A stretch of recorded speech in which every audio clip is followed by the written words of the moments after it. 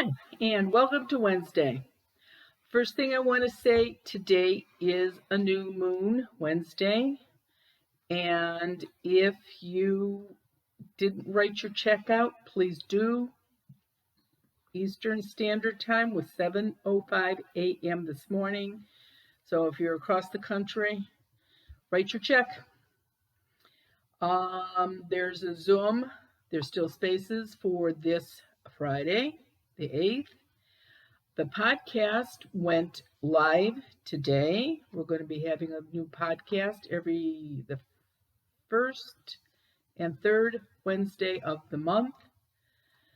And for those of you that are local, I will be at the Goddess Elite on Sunday, October 24th.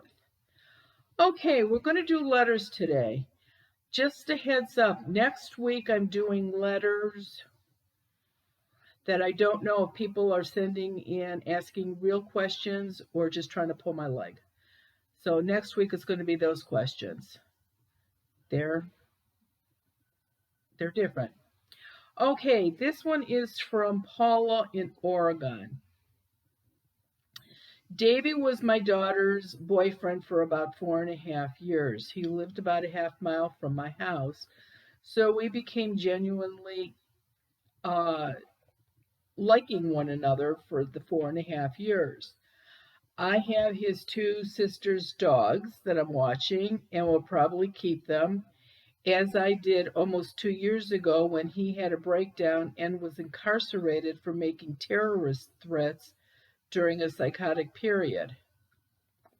I feel as though he is still very near, watching the dogs, watching me, grieving his mother, grandmother, my daughter. It was a horrible, violent death, and he was all alone. Save the dogs. He had apparently recently spoken with his mother before he shot himself. And what can we do? Paula, this is hard.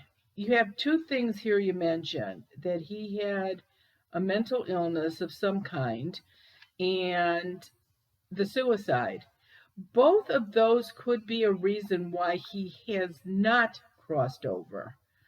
And so he can absolutely be in your house, in his mom's house, and everybody else's house. At some point, this could be a problem. Watch the health of everybody in the house. Make sure that nobody is getting a lot of unexplained headaches, or that if there's any younger kids, they don't have a lot of ear, nose, throat, and upper respiratory problems. Just be aware that even though this is somebody you love dearly, he needs to go forward if he has not done so already. So at some point, you may have to start smudging. Just health of your daughter, your health, that the whole thing could just be a serious problem. So definitely, and you're in Oregon, you should be able to find smudge sticks pretty easy out in that area. This one is from Dede in Michigan. I have been searching for answers for about a year now. I am being woken in the night by loud crashes, pounding on my front door, footsteps, music, my name being called. I was waking up with my heart pounding, my feet racing through the house, automatic response, looking to see who's doing the noise, where it's coming from. It took me a couple of weeks to realize that I was the only one who heard them. I have family that lived in the house too. Nobody else heard them, not even the dogs. And I would like to know why that is. The most disturbing incident was a loud male voice yelling in my room, "I just want to talk to someone." He sounded sad and lonely and sort of desperate. I still smell cigarettes on occasion. No one smokes in my house. Yesterday I saw a white form moving through my basement. No one was home but me. I am exhausted all the time. I wonder if this is a ghost causing me to be tired all the time. And of course, certainly the waking up in the middle of the night doesn't help. I have had contrast MRI done on my brain to see if I was nuts or had some physical issues. Came out normal. Now the neurologist wants to do an EEG to see if I'm having seizures. I am not having seizures. That much I do know. For a while the noises stopped, but they're picking up again. My daughter, who is 6, says that she sees Big Davy and he scares her. My 12-year-old refuses to sleep in his room and said that he has seen a man in the basement. What do I do? I have to agree with you. It is odd that you are the only one that is hearing the noises in the house. Could it be that the kids and your husband are just that sound asleeper that they don't hear anything? And it's still strange that the dogs aren't barking. I wonder about that. Um, but if the kids are actually seeing things too, you have got to start smudging. Get a priest, a minister in, somebody that is ordained and have the house blessed. Geez, with kids in the house, don't do nothing, do something. Um, and seriously, start smudging. And yes, you're tired all the time because of the energy drain. So you need to do something. You live in Michigan, so you're not that far away. But try to come on a Zoom and let's see if we can figure out how many man, woman, see what the heck it is. This one is from Marnie in New York. I believe we have a ghost or maybe a couple ghosts. My daughter and I have experienced weird things in our house, from something sitting on her feet to jumping on my bed, making my dogs go crazy. On several occasions, I have been in the shower and have seen someone on the other side of the curtain, and no one was there when I moved the curtain. I had a pair of shoes disappear and found them hidden in the back of my closet. Uh, my daughter made her bed and was gone for the weekend. I went to her room and there was the imprint of a body on her bed. I smoothed it all out, left the room, came back, and it was back. I was the only one home. I've had my ceiling fan turn on high, then shut off. At the switch, turned the light on, turned the light off. On low, in the middle of the night, I heard swooshing sounds and went into the area in the front of my bedroom. The fan was on high, but the light was off. This is all crazy. All this is happening in my house. I had some pieces of molding picked up and dropped several times. My dogs would sometimes bark at my bathroom door and growl. No one was in there. I think that it sounds to me like you may have a portal in your house, especially with somebody being that bold to be in the bathroom while you're showering. And you say that you have a teenage daughter. Seriously, you really do not want this man in your house with a kid, a girl that age. I mean, if he's watching you, he's probably watching her also. Gosh, New York, get somebody in there to bless that house. Start smudging. Get on Zoom. Let's see what this guy looks like. If I describe him to you, you may know who he is. I would definitely get charms for yourself and your daughter. You've got to keep him out of your space and out of your daughter's space. You just don't want him around her, or you for that matter. Just don't do nothing. Do something, Marnie. This isn't good. This one is from Thomas in Indiana.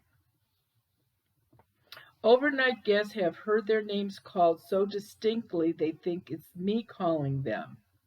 In addition, my wife and I are both having and have felt sensation of someone sitting on our bed at night. Sometimes it feels like an animal jumping on the bed. We used to see flashes of a black shadow in the house, but after I smudged, it got better. Smudging works, I'm telling you. Now it's just the jumping sensation. The other strange thing is the animals seem to interact with whatever is there.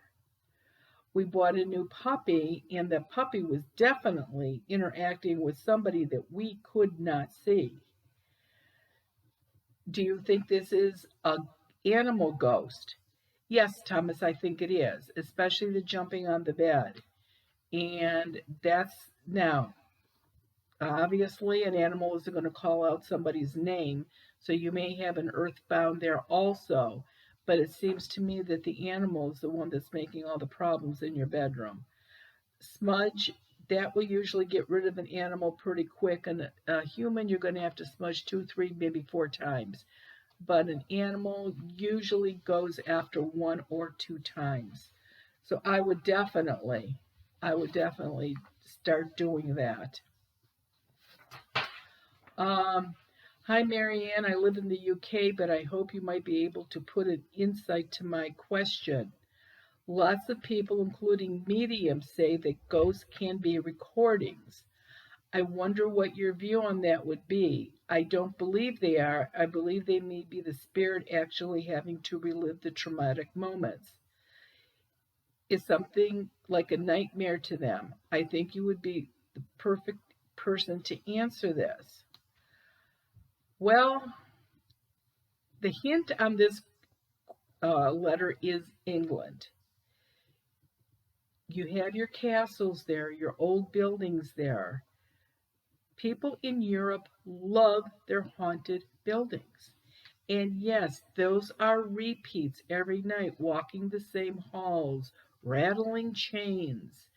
It's the area that that happens in. Not so much in the United States. Things that have been recognized, the Queen Mary, the Shining Hotel. These are places that have been documented as having ghosts that are the same all the time doing the same things. It's just not that common in the States as it is in Europe and especially London. So you need to smudge and you need to try to help them cross over. I don't know who you could call there or talk to. I have had people on Zoom from out of the country. You may want to try that. At least we can see how many are in your house and what's going on with them. Just remember to use an ordained priest or minister when you have somebody come out and bless the house. If throwing holy water around will only make them very angry, so you do not want to do that. And this is the last one. It is from a little girl named Sharon. She's 17 years old. Normally, I would not do a letter from a teenager, but I've had a couple of things happen here and there. I have seen 2 shadow people, one in the kitchen during the day and one in the hallway at night. I've heard the handle of the garage door turning on its own. Most of what happens is in my room. I have heard a man cough and clear his throat right next to me when laying in bed at night. Then I've seen the bed go down and him laying next to me. I have also felt like he's always watching me. I have seen white orbs. I'll stop here. Orbs are good. Those are probably your guardian angel or your spirit guides trying to get between you and this earthbound spirit. The biggest thing for me is always feeling somebody in my bedroom. When I'm reading at night, I feel somebody right next to me. I don't know what I should do. I've said something to my mother, and all she does is smile and say, "Oh, come on, there's no such thing as ghosts." This is a problem when you're 17 and you live in Pennsylvania, which, if nothing else, I would say get on Zoom, but you're not old enough. I think that you should actually give me a call. My phone number is on my website. and see if your mother will talk to me.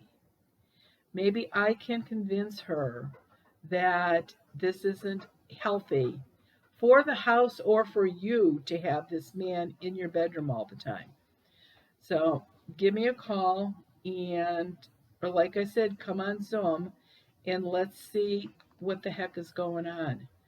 Um, if nothing else, maybe your mother will let you get a charm that you can wear so at least he stays at least 4 feet away from you. Laying on the bed next to you? Creepy. Okay, hang in there, Sharon, until you call or have your mom call. Thanks very much. We will do this again next Wednesday. And like I said, next Wednesday is going to be weird letters. Okay, thanks very much and have a great week.